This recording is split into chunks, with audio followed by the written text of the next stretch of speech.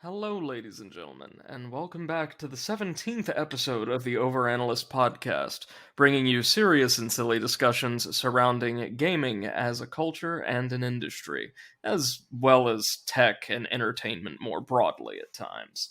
My name is Brady, or the Overanalyst on Twitch and associated platforms, and I'm joined as always by my good friends Martina, or Seth the Overwitch, Yo. and Mate, or Comrade Potato. Ahoy. And today we're going to be tackling a topic that Tina put forth and did most of the extensive research into eSports, which I'm actually really interested in learning some more about because it's been one of those facets of the industry that I've always been aware of and just not terribly knowledgeable about. Mm-hmm.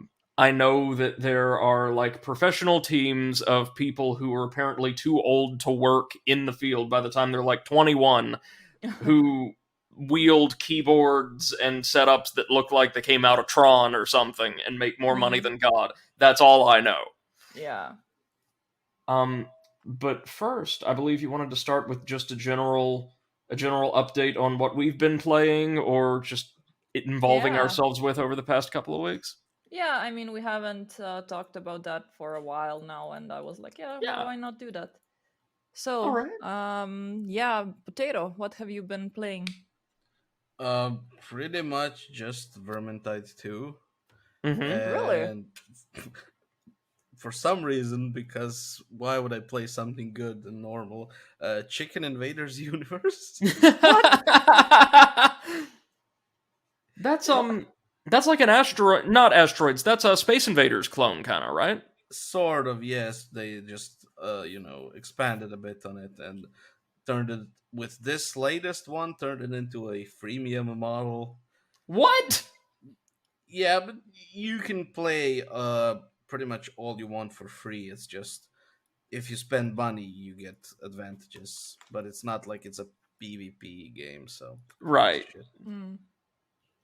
It's like a cheap little online, not exactly online, but like back in the day, I think the originals were like Flash games or something, right? No, I Yeah. don't think maybe the first one, but the later ones weren't. But this one is actually, it's still an alpha, and they've actually like made like a whole giant ass galaxy, and you can travel between the planets, and each planet has its own missions. So I mean, I it am, seems they put a lot of work into it. as someone who saw and I think played a little bit of like the second game back in the day, it amuses me to no end to know that the Chicken Invaders universe and IP have just been thriving. Yep. That's Wow. great though, man. And how have you been finding Vermintide? I think you said it was like your first time with one of those games. Oh yeah, it's really fun. I like Mm. it, even though it is much better when you're playing with actual people and not fucking bots. I think you can like open up your lobby and have random people join. Yeah, but random people are Random people or bots. Okay, got it. worse than bots. Mm. I do agree. What about you, Brady? Well, for the past couple of weeks, I've been absolutely drowning in end of semester work, but in my free time, I've been playing Hollow Knight through for the first time, even though Nice. I'm familiar with the game and most of its content through, like, you know, no hit boss run videos, Mm-hmm. which are just some of my favorite things to watch in my downtime. I'm finding it to be a really rewarding and interesting experience despite that foreknowledge, because the game kind of captures the exploration and like development based spirit of a Metroidvania or a Souls-like better than most others I've played recently. And it's incredible the amount of diversity that the developers included in the game, mechanically and like aesthetically. Every, not just zone, but every screen, like little map, has something special about it that you can discover or experience, whether that's unique collectibles, whether that's enemies that don't appear anywhere else in the game but on that one screen. Whether that's a unique NPC, there's always something new and something memorable to discover in just about every room. And that to me is astounding. The game's got a plethora of really well designed, simple but really robust bosses. I want to say, what, with the DLC, well over 30? Like, somewhere around 40 bosses total, which is really cool given my fondness for such encounters. And it's got this beautiful art style and soundtrack that are kind of soothing and pensive, despite the fact that the game itself is set in a very dark, kind of Yep. tense world. I'm having the time of my life, and I really can't wait for the sequel, Hollow Knight Silksong, which apparently is going to be even bigger Oh at yeah, I'm launch. super excited about that as well. It's one of my most anticipated games of the year. Yeah, me too. I'm in. Is it coming sometime this year? Do we They know? said 2021, but we have Oh shit! nothing else other than that. I think they announced it for 2021 in the last Nintendo Indie Direct. No, Okay, so not this not the would have, last one, the one before that. but this still would have been after the pandemic broke out, right? Yeah. So okay. So it is likely we will either get it this year or probably early next year, right? Yeah, hopefully. We'll see. I don't Um, want them to rush because we know that rushing games out does us no favor. No release now. Released th- yesterday. this entire podcast was founded on the notion that games should take all the time they need. No, Yep. no, no, Before not release. all the time they need. We don't want another Star Citizen. The Well, right no, amount of time. but the thing is, Star Citizen isn't taking all the time it needs. It's taking all the time its development leads want. Yeah. There's a distinction No, there. no, it's taking all the money that people have. Fair. Speaking of, go ahead and purchase your podcast insurance now, and we promise we will deliver at least 4 more episodes in the future. Oh yeah, definitely.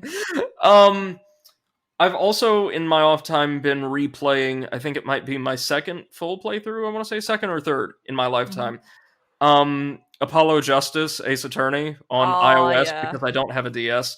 I'm Hmm. so excited that the Great Ace Attorney Chronicles, the previously unreleased Ace Attorney titles set in Meiji era Japan and Victorian Hmm. Britain, that did not see Western release for what I want to say the first game something around 5 years old now or Yeah. something like that. Um, they're being released in the West for the first time officially on Steam, Switch, and maybe iOS. I don't know. Hmm. Um, I'm so excited for them that I'm replaying all of the Ace Attorney games I'm not like super familiar with, and I have to say, Apollo Justice doesn't have the best all around cast of like case or chapter specific characters, like big zany over the top personalities you come to expect from the series, Yeah. but its writing is so strong. Hmm. Um, it's a short game by the standards of Ace Attorney, but I'd argue it's probably one of the best in the series because the main cast of characters, your rival and the new player character that you get to control for the first time in the series, are written really well, and so much of the game's actual like courtroom logic puzzle Hmm. pieces are so well designed and do so much to avoid adventure game logic. Like all of the answers tend to be really intuitive, Yeah. and integrate information that's fed to the player really holistically. That it's a rock solid game. Totally underappreciated by the Ace Attorney fandom. I think like the game Hmm. itself, not like its characters or its story or what have you. Couldn't recommend it strongly enough. It's on iOS now, or if you got a DS, you can find a cheapo copy somewhere online. I Yeah. guarantee you. Expect lots more Ace Attorney rants and rambles from me in the near future as I play through the other games. But no, it's Apollo Justice is a good time, and if you're willing to put up with Justice for All, you definitely should be able to play through Apollo Justice. Hmm. God, the second game was kind of rough. That's it for me. That's what I've been doing. Sorry, go on, Tina. Yeah, so I recently finished A Night in the Woods on my Mm. stream. It's a game that I really really wanted to play for years now, but I just never got around to it because there was always something that was more important to play. So yeah, I decided to take a couple of streams to finish that one. It took about 3 streams, I think, around 5 to 6 hours.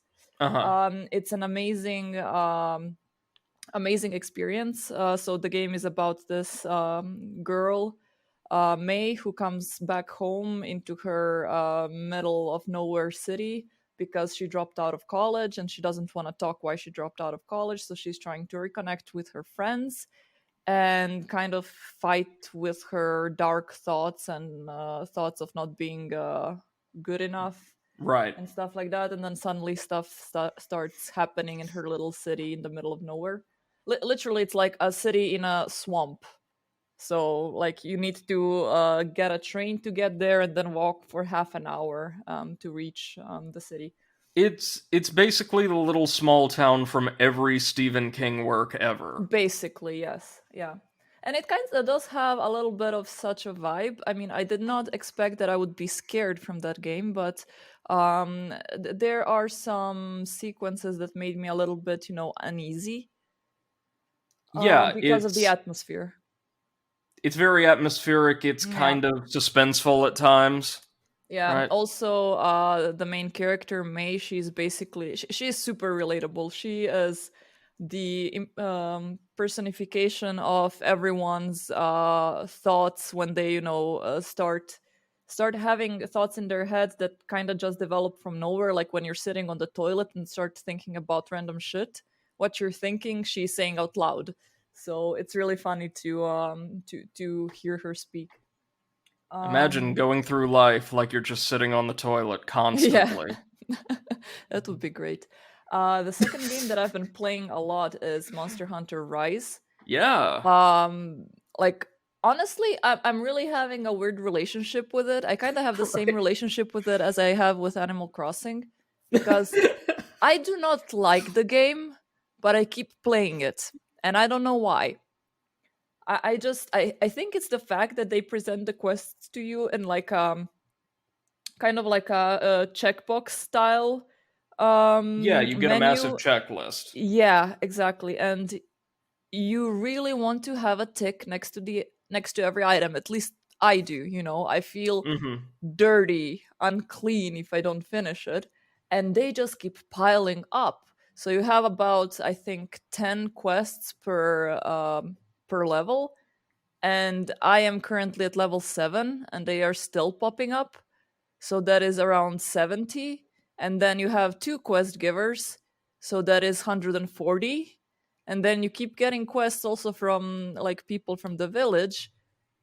And like all of them, you have to hunt these huge monsters that take about 10 minutes of spanking with your stick.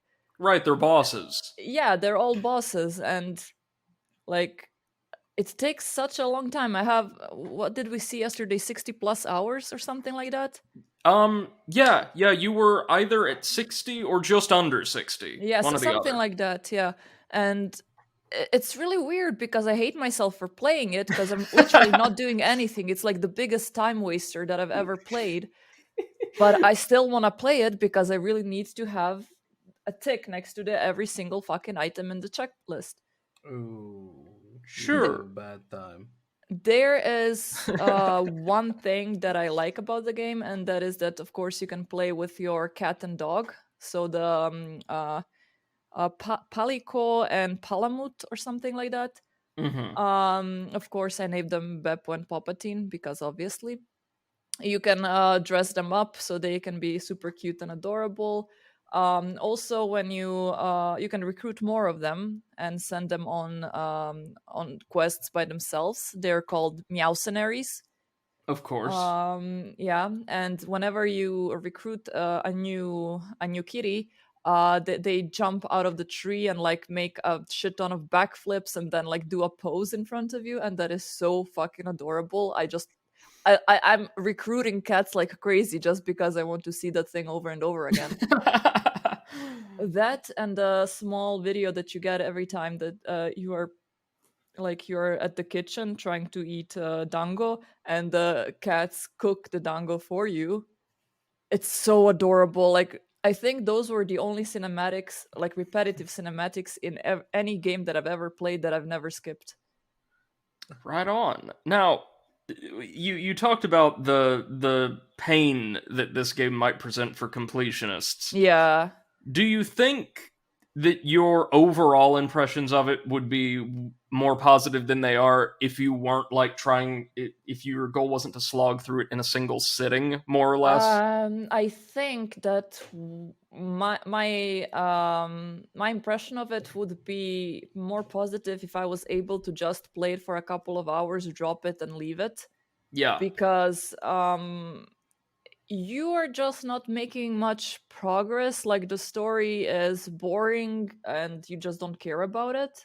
The only thing that you care about is killing monsters, getting their body parts, and making clothes out of them. That is basically what the entire game is about.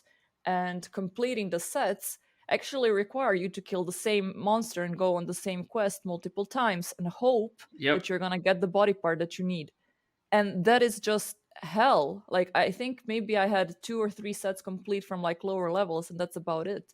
There is no fucking way that I'm gonna go back to the same quest over and over again just to farm that, I don't know, that one fang from one random monster. Just no, no. Yeah, I and would for say, some of them, I remember from my time with Monster Hunter World, you need an obscene amount of one or two yeah. materials from a I- certain boss. yeah, I think as far as I've seen, like the most that they require is like 3 or 4.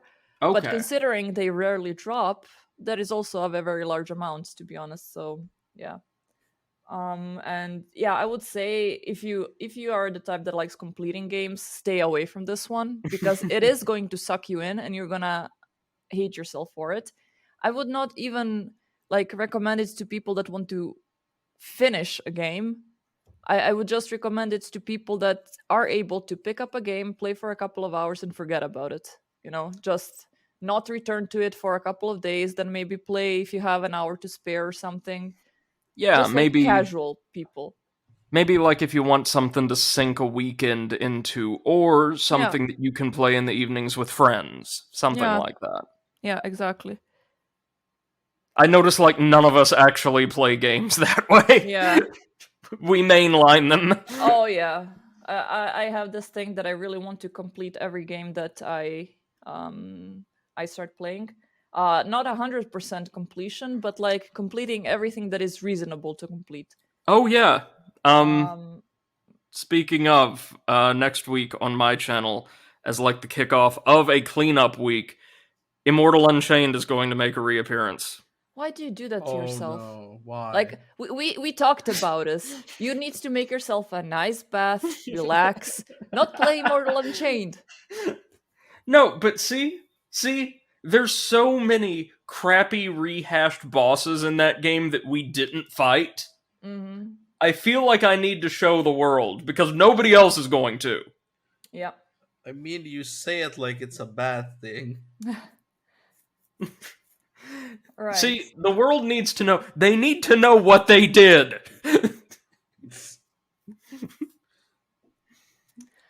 Anywhoosies, let's move on to the main topic Yes. of today's episode, which is esports or electronic sports or whatever the fuck you want to call them. Competitive games between toxic people. You know. Um, yeah, anywhoosies. A spoiler alert, esports are still not considered real sports, Which but is kind of silly, I think. a competition. So yeah, we have to use the word competition. Is there anything, and I don't know, I'm ignorant regarding this. Is Hmm. there anything beyond the colloquial, like in the technical definition of sport, that like specifically defines it as a physical competition? Well, as far as I know, most of it is regarding the anti-gambling laws. Mm. Um, and I think most of it again is in Japan because of their anti-gambling laws. So they prohibit esports as such, because for them professional gaming tournaments are large scale gambling. I don't know why, but yeah, they put it in that category. So and generally, just it's not that largely distributed across the world. It's mainly popular in Asia, except for Japan. Yeah. So Yeah, East yeah, Asia, the US, and I want to say a couple countries in Europe have pretty yeah, healthy esports scenes, right? Including, correct more me or if I'm less, yeah. wrong, isn't there a pretty healthy esports community in Germany? Not as much. I think No. that's the more prominent ones are the French ones, the French Okay. community. Yeah. Even their government is trying to push esports to be recognized as a sport. So yeah, basically, esports became more popular in the 2010s with the rise of Twitch and YouTube Yeah. because it was easier to follow along. It's easier to stream, and yeah, since it's mostly games, you don't have to be physically present in the same room. Of course, they're still organizing large tournaments. For example, Counter Strike is very popular to have an on site tournament, League of Legends as well. Dota. Um, Sorry? Dota. Yeah, Dota as well, of course. So any sort of MOBA or first person shooter are super popular to have any sort of tournament type Yeah. of thing. Yeah, so I mentioned earlier that Japan actually has extremely strict anti gambling laws, which kind of prohibit them from having a lot of tournaments, esports tournaments. However, their committee is fighting very hard to put esports in the next Olympic Games, which I found really funny considering Yeah. their laws that they're the ones that are trying to push esports into Olympic Games. I was just waiting for the opportunity to make an Olympics joke because Yeah, that would be kind of hilarious. I don't know, like It would be a little hilarious and also kind of awesome. and also not as unexpected considering the state of the world right now. Yeah. yeah. Imagine people just like filming themselves doing a marathon and being like, here, this is the video of me running. No, like imagine getting the gold medal in like Super Mario Brothers speed running. Nice.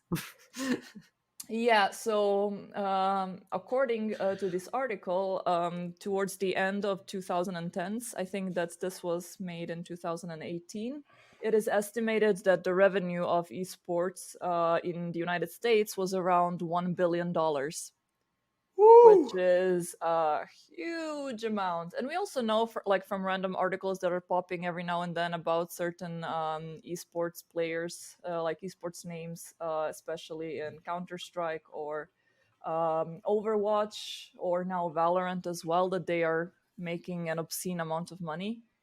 Yes. Uh, they do, however, train more than your average sports person, though. They Almost around the are, clock, right? yes, yes, exactly. So I do understand why they're paid a lot. They are basically on the computer or console nonstop, having to practice. So And yeah, I cannot imagine having the discipline, having the stamina to do something like that, you know? yeah. I couldn't do it. I mean, I am sometimes very passionate about the games that I play. Like when I was in my MMO phase, I could sit on a computer like 12 hours nonstop without a problem. But even I would get sick and tired after a couple of days of that. And imagine doing that for a living. Like I just couldn't. I know, but as far as I know, a lot of them take well, technically performance enhancing drugs because they take stuff like Adderall and stuff for concentration. Yeah, I mean, they have to stay awake basically. So, Like I'm imagining people like hooked up to like Bane's venom harness from Batman just so that they can keep playing StarCraft. all right. Yeah. Which is not far off from the truth in some Mm-hmm. cases. Um, but now, correct me if I'm wrong. Due to the amount of strain that these players tend to incur due to their training regimen and just the general conditions under which they have to work, and the level of proficiency they're expected to play with, Yeah.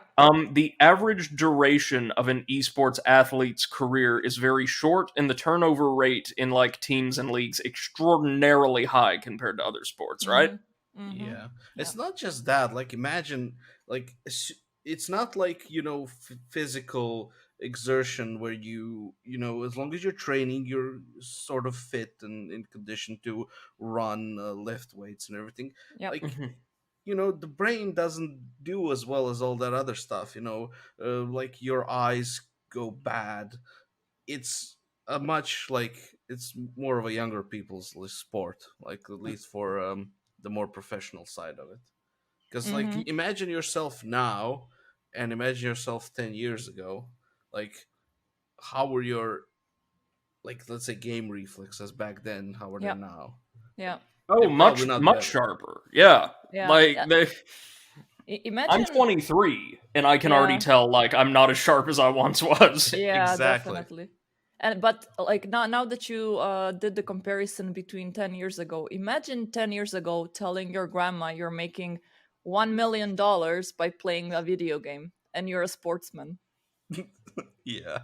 I'd be like, Uh, oh, that's so cute. You should oh, just My grandmother okay. would think it was cool. No, my grandma would be like, okay, now go outside and play with the ball. Yeah. Yeah, so as I said, like during the 2010s, there was a huge surge of esports tournaments. Many of the like very big names came out at the time, like Major League Gaming, for example. I think that is Mhm. the most known one. And in September of 2006, there was one tournament competing in casual games, and the grand total was like the prize grand total was $1 million. Goodness So gracious. again, crazy amounts of money. but which is nothing nowadays. Yeah, now it's just pocket change. But yeah, so in 2010s, the most common way of watching tournaments became Twitch, of course. Hmm. And in 2013, apparently, uh, the two most popular broadcasts were broadcasts of League of Legends and Dota 2 tournaments. Sounds about right. Yes, and during one day of the international tournament, Twitch had 4.5 million unique views. Just Yeah, of that. the international is a huge tournament. Like, Yeah. Dota is a very like special game with a lot of people have it like Yes. think of Mm-hmm. it very fondly because it takes its like roots all the way back to Warcraft 3, and Right. just so that just means there's a lot of players and a lot of good ones, Mm-hmm. and the money is insane. I think like when the first one started, the prize pool was like maybe like $1 million or something. Yeah. And the last one, I don't think there was one last year, but the 2019 one was over $34 million, Yeah. Good and God. 15 and like a half million of those went to Mm. the number one team. That almost makes it seem like competing in this scene is worth it. Yeah. Also, we keep mentioning MOBAs and FPSs, but we forgot to mention, of course, fighting games, which are quite popular in tournament format, like Oh, Super Smash Brothers, of course, Dead or Alive, Tekken, Street Fighter, the King of Street Fighter, Fighters. exactly. So Yeah. all of those big names have had tournaments since the olden days, when Hmm. you did not have to do it online either. They had local tournaments as well, so they're worth mentioning too. And they largely still do, if I Yeah, recall. So many of these fighting games still have communities that emphasize like in-person ladder definitely. tournaments, and I think it's important to point out here, as you said, Tina, the Mm-hmm. fighting game community, or the FGC as it's Mm-hmm. known online, predates what we would consider esports or esports culture by like a couple Mm-hmm. decades. Yeah. And so the internal culture, the lexicon, and the like character of the FGC is really distinct from what we would typically, as like outsiders looking in, associate with esports culture as a Mm-hmm. whole. Mm-hmm. Um, I I'm not entirely sure how they would see it, but I get the feeling, or I get the sense rather, that Mm-hmm. the FGC very technically fits under the umbrella of esports, but culturally is its own entity, Yeah. like doing something similar. Mm-hmm. There's more of an emphasis on like singular players or personalities instead of teams. Again, there's still more of an emphasis on like in-person connection at these massive tournaments where like the audience, even though they're broadcasted on Twitch, the audience is physically present. Yeah. And it's a massive audience usually. Mm-hmm. FGC is a really, really interesting phenomenon to dip your toes into, especially if you like watching videos of people just blowing gaskets when they barely lose a match of a fighting Mm-hmm. game. Yeah. So nowadays, being an esports athlete is something that is more and more common, even so Yes, common that a lot of colleges in the United States are offering scholarships for esports players. For example, in 2018, Harrisburg University of Science and Technology became a tuition scholarship program for esports players, which that's is awesome. pretty good. Yeah. And also in United States, there was the opening of the first ever esports arena. So an arena Hmm. specifically dedicated for just esports in Santa Ana. That was in 2015. Yeah. So now that we have, gotten all of those little information out of the way, let's go into the classification um, of esports. Is it just a sport? Is it a sport? Is it just people playing games? What are your guys' opinions? So, Brady, would you classify that as a sport? If so, yes, or if so, if yes, why? Or if no, why not? If Don't. so, then yes, correct. Um, If yes, then why? And if yes, then why? of course. Yeah. No, I would classify it as a sport, Hmm. absolutely, because while I understand that colloquially we understand sports to include some measure or element of physicality, sports really just boil down to a civilized, sanctioned competition, right? Like Hmm. here is a skill, a recreational skill that may not have a ton of application in many workplaces that we hone our craft at, that we improve at, and that we get together to compete against others in. Right. In that regard, esports are absolutely in the spirit of like traditional sport. And it's important to remember, right? It seems really minor to people who aren't overly familiar with gaming or the ways in which people interface with Yeah. video games. The physicality in like present in other sports is not absent in esports. It's just far less apparent. Yeah. The amount of exceedingly fine muscle control and muscle memory in many cases needed to perform extremely fast robust maneuvers, like say if you're playing an RTS competitively, Hmm. input like outputting a ridiculous amount of individual like keyboard inputs per second or whatever is insane.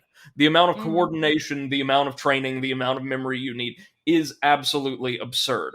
And to say that that requires a significantly lesser measure of like physical development or training than say bowling is kind of absurd. Yeah. It's not as evident, and I totally get that to many people, esports are nowhere near as compelling to watch because we're not seeing people, being really kinetic and dynamic physically. Hmm. But there's Hmm. still a lot going on. It's not just somebody playing a video game. It's when we think of playing video games, you or I, we often consider things like immersing ourselves in another world and Yep. exploring and maybe having fun with friends and relaxing, all these things. That is not how these people play video games, at least like in the arena. They Hmm. have stripped away all of the like world building, all of the fun, all of the leisure, and they are engaging with this software on a purely mechanical level.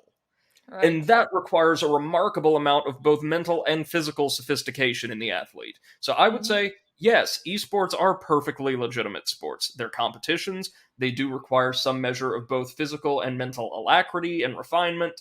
and they have cultivated a community of really appreciative enthusiasts around the world, which kind of is one of the cornerstones of sport, as I understand it. It's cultivating talents that you can share with an audience that appreciates them in a fun, relaxed, ideally competitive Mm. format. So, yeah. What about you, Potato? Oh yeah, sure, it's sport. I mean, I'm not really a fan of sport, whether it's regular sport or e-sport, because I mean, like, I'm more of the why would I watch someone do it when I can go play it myself? Hmm. Albeit much worse, but I kind of think that'll be more fun Mm-hmm. because I like I can't understand people just watching a football game for 90 minutes. Like, why? Yeah. Fair, yeah. And why would I want to watch like 3 hours of someone playing CS:GO when I can just Play CSGO. turn CS:GO and play it for like 20 minutes? Look at hear from like 50 toxic people and just quit. Yeah. Yeah, Way more exactly. fun. But whether it's sport or not, yeah, it is. And Yeah. why not? Like, like I remove the physical part out of the equation and it's both exactly the fucking same. Yeah. Well, yeah, and there's also an element too we need to consider about sport. I mentioned audiences before, but like Potato, you brought up a really, really good point. Like, why in the hell would I want to watch like even a conventional sport on TV? Like, and I understand different strokes for different folks, different audiences have different tastes. That has never done it for me. But let me tell you, Nashville has a really solid baseball team. Not in the Mm-hmm. MLB. They're like a minor league team. Mm-hmm. I am not a huge fan of baseball, like watching it on television. It can't hold my attention. But being physically present in the arena with the food and the crowd, there's like this really great communal energy. You're all there, you're all in it together. Yeah. There's like a crazy, usually half drunken organist just wailing away. Um, it's an experience. It's an experience that is tied to the venue, the spectacle, the community, and engaging with all of those at once. It's not just about the competition, it's not just about the sport, it's about all the things surrounding it that provide a really unique experience that even somebody like me who doesn't really watch or enjoy sports on TV can really appreciate. And with Mm-hmm. things like these massive tournaments with just voluminous in-person attendance, you kind of start to cultivate the same thing. You start to cultivate a phenomenon around the competition, Yeah. an experience, and I Mm-hmm. think that's something that we're only going to see more and more with esports as time goes on. Yeah. Yeah, I mean, you kind of have a point. Like, I do occasionally watch, like, if, like, Croatian, like, the a national football team is playing in, like, a big championship. Sure, I'll go to a watch party or to a pub where Mm-hmm. people are watching it. But Yeah. it's more like for the For the company. yeah, yeah, The exactly. Like, camaraderie. yeah, Yeah. because you're there with friends and you're having fun and getting Mm-hmm. pissed and getting happy when your team scores a goal. But uh, would I do it like every single game and like wear uh the my team's like emblems and shit? Yeah. Right. Yeah, who gives So a you fuck? you would watch it, but you would not be a great fan of it, as in buying merch, following everything about them, etc. Exactly. Yeah. In my opinion, I mean, I basically agree with you guys. For me, is a sport, and just making a difference between esports and other sports is absolutely silly, considering Hmm. chess is also a sport, even though it doesn't require physical strength, but mental strength. So, yeah, I mean, I don't see why not. So, I would like to read you a couple of tidbits from the path of esports, how it went through history of it being recognized as a sport or a non-sport. So yeah, in 2014, then ESPN president John Skipper described esports as not a sport. For him, that's a competition, not a sport. And in What? 2013, there was this episode of Real Sports with Brian Gumbel, and one panelist like basically cracked himself laughing when somebody mentioned esports as a sport. So yeah. Well, However, China was very, very, very advanced. They started recognizing it as esports officially in 2003. And even though China has a pretty big problem with addiction in video gaming, I mean, we've all heard about those stories from children running away from homes and being homeless inside of like internet cafes where they're playing all day long. hmm But yeah, they did it, and also in 2019, China recognized esports players as official athletes. very And nice. now being an esports player in China means you actually have a profession. You are an esports player. What a progressive country. Yeah, yeah, yeah.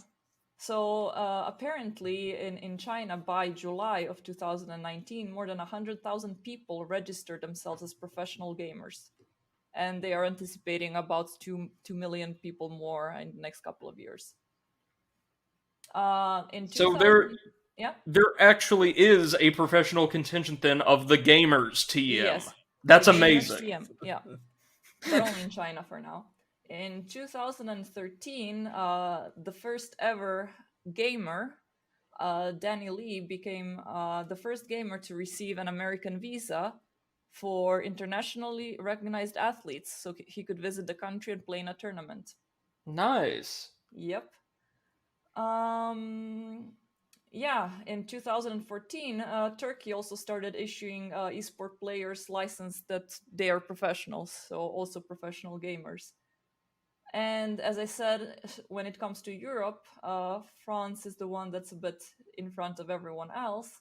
The government is trying to push esports as a sports and also trying to come up with sets of regulations. So that is pretty cool, Hmm. I think. Yeah, there's a Yeah, lot of progress being made all around the world, and yeah.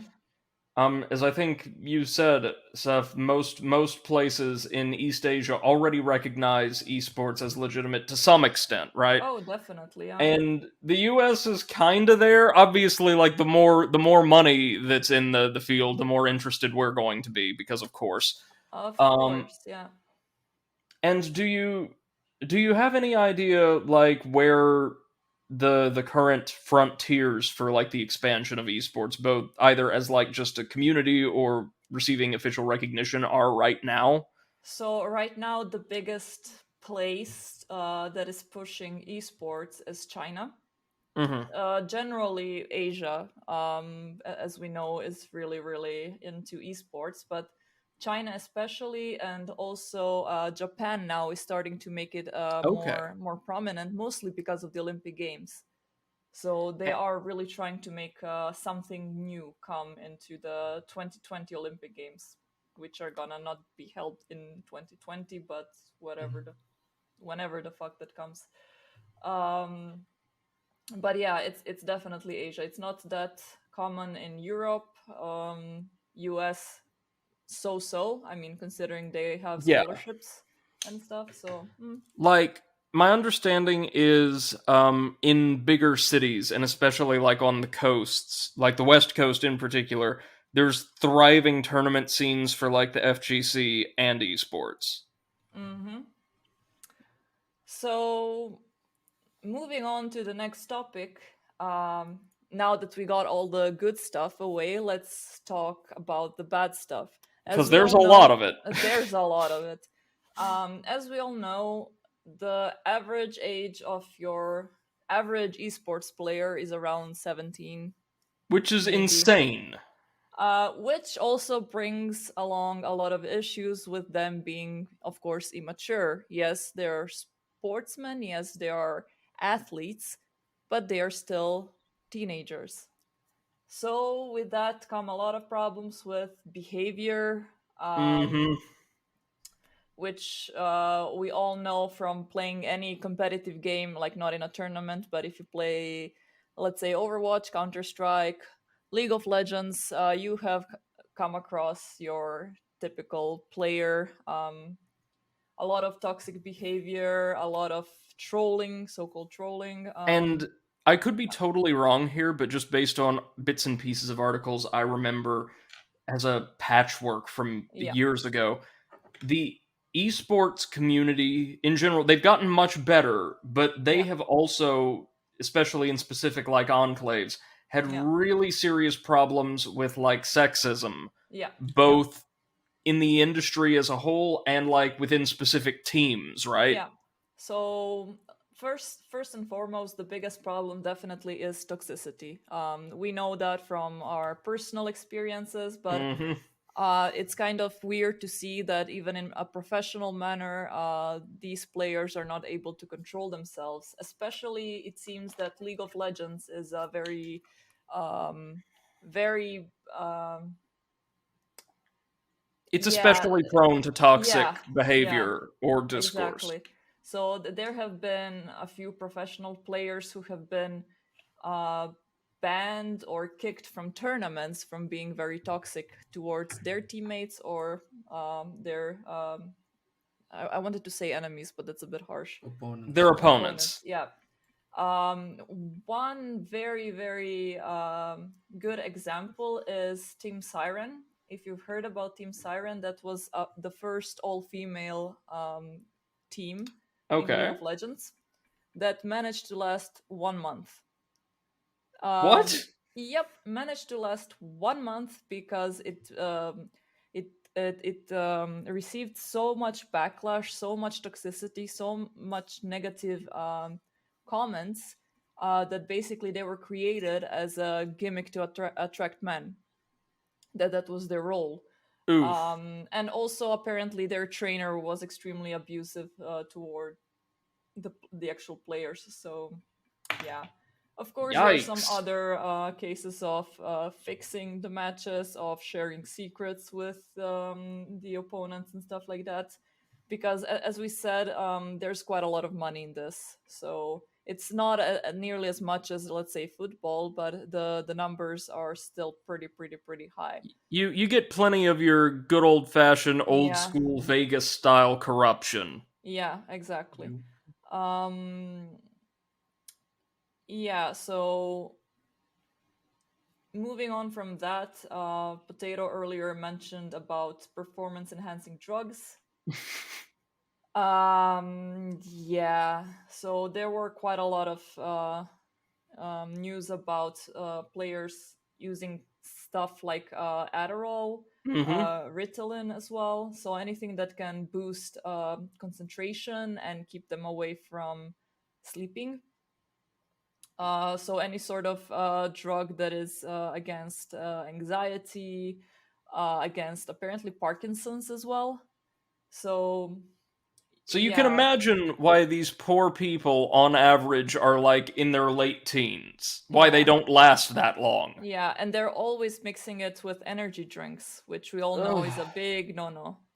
Yes, Um, God. which caused a lot of players to be hospitalized because, as we mentioned earlier, most of these players are children or teenagers. They do not know better, you know. So yeah, there were a lot of issues with addiction, overdoses. Also, some people that became anorexic because of constant like vomiting due to the um, use of stimulants. So yeah, Yeah, but also like the stuff they take is technically not illegal. Like you can't yeah, even put a ban on Adderall during the tournaments because hmm, then what if somebody actually has ADHD? A prescription for it, yeah, right. Yeah. But then again, it's so fucking easy to get it diagnosed, especially when you're a kid, yeah, that You, it's you just know, there's no point. you know what I think the problem is there? And I must confess, dear audience, that I am completely ignorant in regards to the current status of this matter. It may hmm, have been addressed, or it may be in the process of being addressed. But I know this was not always the case in the esports community. Um, so in a lot of sports, more physical hmm, sports, especially those based around like contact, right? I'm thinking American football or combat sports or things like that. Anything, hell, even baseball, basketball, all of that. There is a specific subfield in like athletic training dedicated to developing healthy, safe, and responsible regimens for the physical and mental development of the athletes working in that sport. There are Mm-hmm. professional trainers assigned to them who not only oversee their training but assist them in recovery from any injuries, help determine what is and isn't best for them in regards to diet and exercise and all of these things to make sure they reach peak potential without harming themselves, right? Yeah. Yeah. And it seems like having something like that, and I'm fairly certain there are, like in certain teams or communities, but like universally within esports, would be a serious boon when it comes to combating this kind of like substance abuse or unhealthy, deleterious training. Just having professionals, like maybe former esports players themselves, Mm-hmm. act as like coaches or trainers and help their players develop themselves without hurting themselves. Mm-hmm. And, learn to act and live responsibly in that space would be Exactly. really, really helpful. And correct me if I'm wrong, some teams do have that, but not all of them. Rarely, because Yeah, really. usually trainers or any sort of role model figure in esports teams are maybe a year older than the esports players themselves. Or their sponsors, like the financial backers of the teams who don't care about anything other than performance at the next Exactly. event, right? So one thing that I found, which I find ridiculous, and I have not found any, I did not find any proof against it, is that apparently performance enhancing drugs are still not banned from esports. So What? as a whole, they are being banned on individual league level. So if a league says you're not allowed to use drugs, they're not allowed to use drugs. But as a whole, it has not been sanctioned yet. Yeah, but like I said, like how do you ban Adderall? You can't, Yeah, because Well, either you're discriminating against people who actually have attention disorders, yeah, or you're like saying, okay, if you have a prescription, you can play, and you yeah, just easily get a prescription. um, Just pay some doctor or something and done. correct me if I'm wrong, but I think what Tina meant was there were no like attempts at regulation, yeah, no matter how ineffective in a lot of leagues. Like something as simple as, oh, like you said, Mate, if you have a prescription, you can use such and such, but if you yeah, don't, then you can't. That would not be like terribly effective at controlling the consumption of these substances, but it would be demonstrative of an attempt by the backers of the league yeah. to enforce some kind of substance abuse regulation. Yeah, I mean, you Um, cannot really regulate the prescriptions, right? Because if you have a prescription, you're legal, right? The thing is that yes, for people that genuinely do need those medication, using the medication is making them be on the same level as a normal human being. It's not right. enhancing them. But if a person that is already in a pretty good state uses them, it is helping them and it is enhancing, And the right? issue you pointed out is so many of these leagues and the industry as a whole don't have any very general prohibitions against, like, Yeah, oh, if you bring in various substances that you do not have a prescription for or that yeah. you don't have some kind of medical notice concerning, Hmm. we don't really care. Yeah, I mean, and also, we could also argue that energy drinks are also performance enhancing, and Yeah, you cannot really ban energy drinks or God, I coffee wish for you that could. matter. You technically could, but also, well, they are kind of performance enhancing. The more you drink, the more you need to pee. So it's kind of Yeah, gotta Have that's find you the ever, perfect balance. yeah, y'all ever actually had an energy drink though? Those things taste terrible. I don't know. Uniformly. I like the monster, the red ones. Hmm. mm, I don't mind them. I don't like yeah, Red Bull. Oh God, no. Mm. but I don't like them in general. So I don't either. I drink when I want like a sweet fizzy fix, I go for Diet Pepsi. Yeah, I drink Diet Cola. Not Diet Cola, Cola Zero. That's Coke Zero, about it. yeah, that's good Yeah. stuff.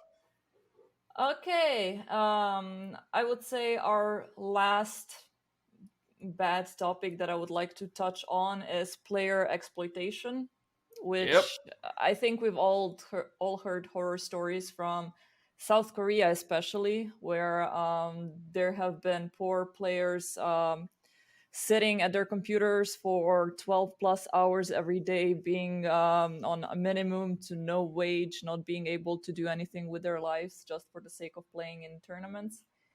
Hmm. Apparently, there has been an interview with one League of Legends player who claimed that Korean players wake up at around 1 p.m. and play until 5 a.m., which of course can cause extreme mental health issues. So far, that some players actually committed suicide. Oh my god. Yeah, so in Korea, the League of Legends teams have been given the rule of having to pay minimum wage for the professional players. So at least that, and That's also something. that they have to have contracts, because until then they didn't have contracts. They were just players. They were not athletes. They were not, you know, Legally anything. yeah, they were not paid professionals. And also, one additional thing is that they were not allowed to have any sort of extra revenue for themselves. So until they got those contracts, they were not allowed to stream for themselves. Like if Absurd. they were streaming for the company. So Absolutely absurd. yeah. But there's a much worse type of exploitation here going on because, like we said earlier, these are mostly kids, Yeah. which means their parents most likely not only let them do this, Hmm. sometimes they even force them into just like, oh, little Tommy's on the computer for way too many hours a day, and then in comes little Tommy, mommy, daddy, I just won $10,000 in a Fortnite tournament. Yeah. Shit, kid, what the fuck are you doing in the kitchen? Get back to that fucking computer and pump those numbers up. Yeah. Yep. Exactly. Have you guys heard of any stories like that um about any sort of exploitation? uh So, you go ahead, Brady. no, I was just going to say very quickly. I have not, or not any with specifics that I can currently recall. Save that I know enough of the community to say that it has been an epidemic in certain circles. Abusive and exploitative, as you said, Mate. Not just families of younger players, but abusive sponsors, abusive team leadership. Um, One of the issues that esports has, and I think still needs to maybe take some steps as an industry to control and confront. In fact, I would argue they do, just like many actual, like physical sports do. I'm sorry, I shouldn't say actual, many physical sports do. Mm-hmm. Is the issue of draining players for all their worth when they're at like peak physical and mental potential as quickly as possible, then just throwing them away and hoping that, oh, they'll maybe get a coaching or a commentary job. A lot of former esports athletes work in commentary and they do great work. Um, but there needs to be more of a support system, I think, for players who aren't, the at the very top of the card at any given moment. And there needs to be more of an emphasis placed on healthy longer careers in various fields, not just necessarily at the keyboard, sometimes on the mic, sometimes as a trainer, sometimes as a scout or whatever, Mm. for athletes who have invested so much of themselves into these fields. Basically, as I always do in cases like this, I'm just advocating for broader legal protection for an enforcement of their rights, Mm-hmm. as people, as professionals, as entertainers. Because the sponsors may bring the money, and sometimes like families may push athletes into it, but it's the athletes who entertain us. It's the athletes who create the entire phenomenon, and so we need to give back to and protect them as best we can. Mm-hmm. So I was gonna say it's not really an esports exploitation story, but I do remember several years ago, maybe even more, reading about like a huge scandal in China where prisons and prison guards would force prisoners to farm gold in World of Warcraft What? and then sell it off and earn money that way. Whereas the prisoners would get nothing, and they would literally like keep them playing until they dropped and then just replace them. It was not a nice story. Yeah. Yeah, no, that's horrible, and also possibly the strangest thing I've heard in ages. Yep. Like, wow. Yeah. Yeah, for So yeah, keep going. no, I was just gonna say, for once, I have no words. Yeah, it's wow. Yeah, So wow. while doing while doing research for this episode, I wanted to see what kind of controversies or scandals are associated with esports the most. And of course, I found a lot of copy pasta articles. They are just using the like top tens or whatever from each Yep, other.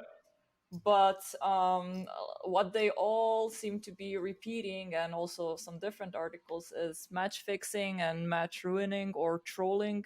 I think the most famous one was Team Dignitas getting banned because they started trolling at the finale of the tournament. I think it was Major League Gaming Summoner Championship or something like that.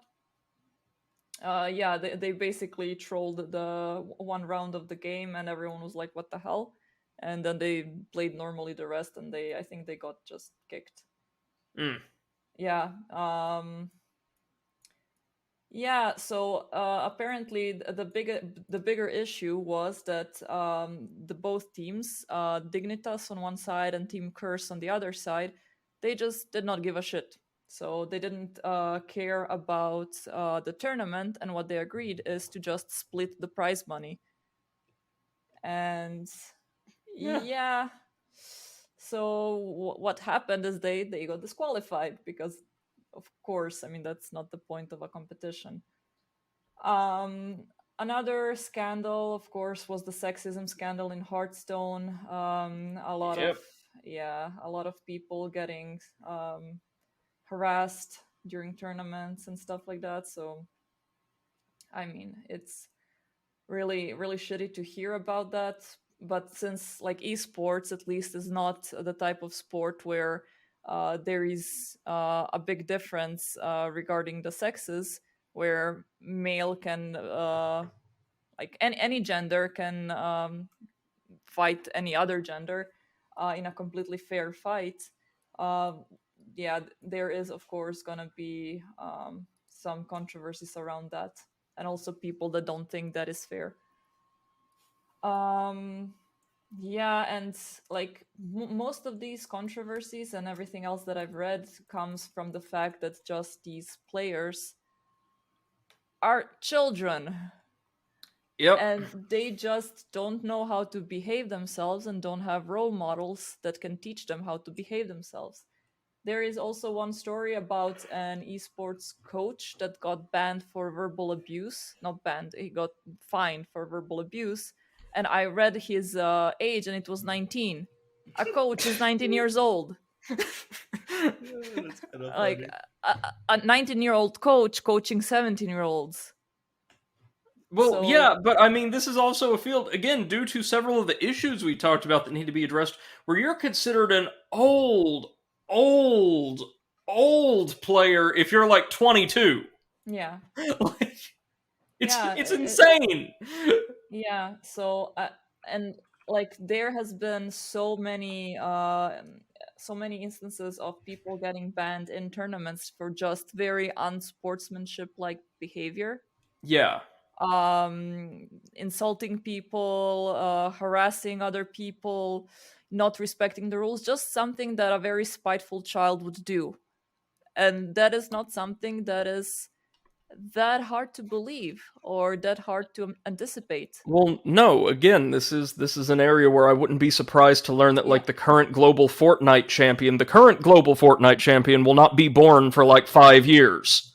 Yeah, it's like I don't want to sound like, an old fart being like, oh, of course these are children, they're gonna act like children, and children are this or that. Like, I know, like, a lot of players are very nice and very, like, Yes, yes, absolutely. are very well behaved teenagers, young adults, and that is completely fine. But the problem is that, uh in my opinion at least, the problem is that these highly paid professional esports players are too young to understand, firstly, the value of the money they're getting, and Hmm. secondly, they do not have the time nor energy to live through the normal life, due to the fact that they're spending 12 hours a day training in a video game. Well, right, and they're also being put in, as you've quite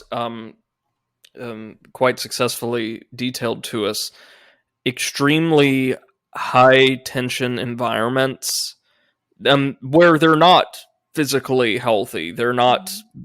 conducive to the development of really strong, secure mental health.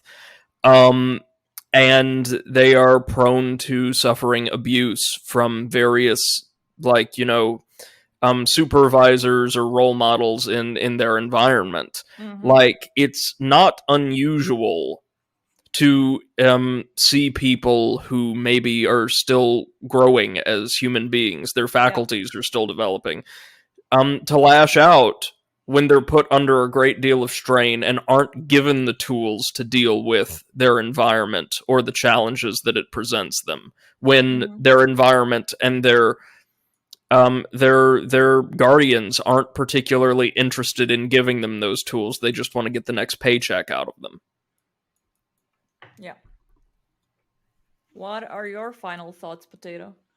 Well, sort of like what Brady said, Also, like, the thing is, when you're a kid, even if you're doing like professional esports, you don't get to have that money. Your parents are controlling it. Yeah. So there is even a lot of players who are gonna turn 18 and are gonna be broke, even though they're earning like six figures because their parents are mismanaging their money. Yeah. Mm-hmm. Like, it's, I mean, it needs to be more regulated, like action, like regular sport. Yeah. I But think that we came too fast into the big number prizes without thinking about what is behind, who is getting that money, how is it being used, etc. Because, yeah, of course, that high quality players need to be paid a lot of money, but a 28-year-old football player professional and a 16-year-old League of Legend professional are not going to use it at the same in the same way, and are not going to be able to use it in the same way. yeah, but Mm-hmm. I mean, there's 16-year-olds in football that play like on professional levels. It's just not that many of them. But Yeah. like, I found some numbers here, and it's basically uh looking at like the top 100 pro gamers. Hmm. The average age of the pro gamers is 25.7 years. Huh, And that's interesting. including a ton of FGC personalities who tend to, this is just again my experience. I know a little bit more about the fighting game community than I do esports. Um Longevity in the FGC is considerably more common and considerably greater than it is in like other Hmm. subfields of esports. Like, there are professional fighting game players who are in their 30s, and still going. Yeah. Actually, I don't think it is, because this is was looking at like the top 100, measuring in terms of career income in 2020. Hmm. So I don't think FGC players earn that much money to get into the top 100, because like the maximum age of the pro gamers in that like pool of players was 31 years. Hmm. and there was Wow. like four of them. I think an American and three Chinese players. Youngest being 16, Mm-hmm. which is, I guess, semi reasonable. It's just the fact that I'm wondering, like, the other ages. I mean, if they only went for a top 100, they could have just listed them all. Yeah, yeah.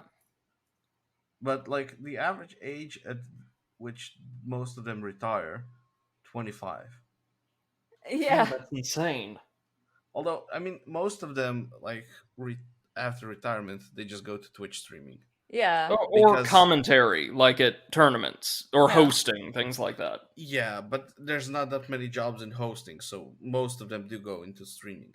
yeah. But, like, imagine being 25, you started, like, playing professionally at 16, and you're 25 now.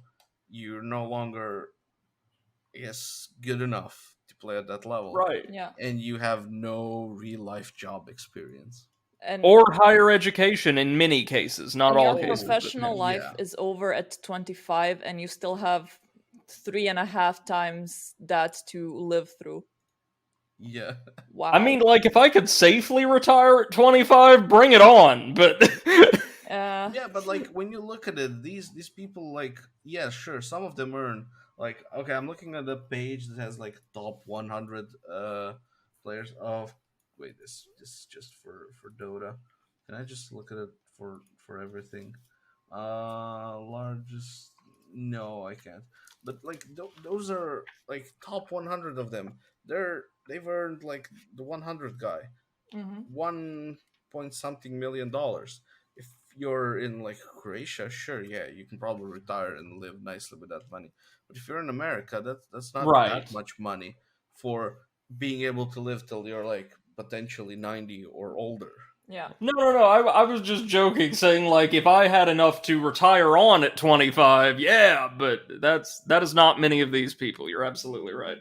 Okay, yeah, okay, sure, I found them all. Like 100th didn't even earn $1 million so far in his career, Mhm. and he is 20 years old. So yeah, sure, he has 5 more years. Yeah. All right, I think we can wrap this up now. All right. Any final thoughts from either of you? No, I'm just well, the only thing that I want to say, if you are thinking about a career in esports, just be careful of all the consequences, because Hmm.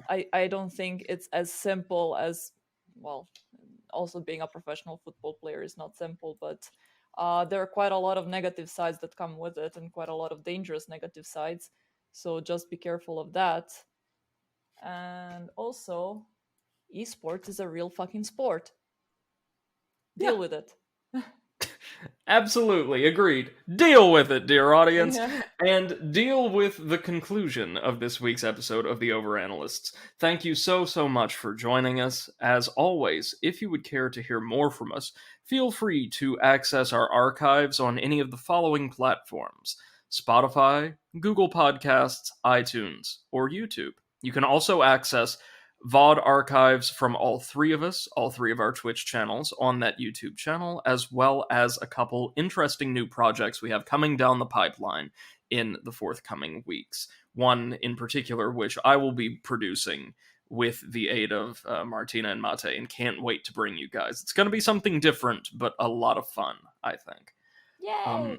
and please feel free to drop down into the comments on our YouTube channel or join us in any of our Discords to offer feedback or suggestions regarding the podcast. If there's anything in particular that you would like our thoughts on or think might make for a good episode of the Overanalysts in future, please feel free to reach out to us and let us know. We always accept and greatly appreciate your contributions to this community and program. Until next time, I've been Brady, or the Overanalyst, on Twitch and associated platforms, joined as always by my good friends Martina, or Seth the Overwitch, Bye bye. and Mate, or Comrade Potato, See you later. saying thank you so much for listening, and have a wonderful rest of your day and week. Goodbye.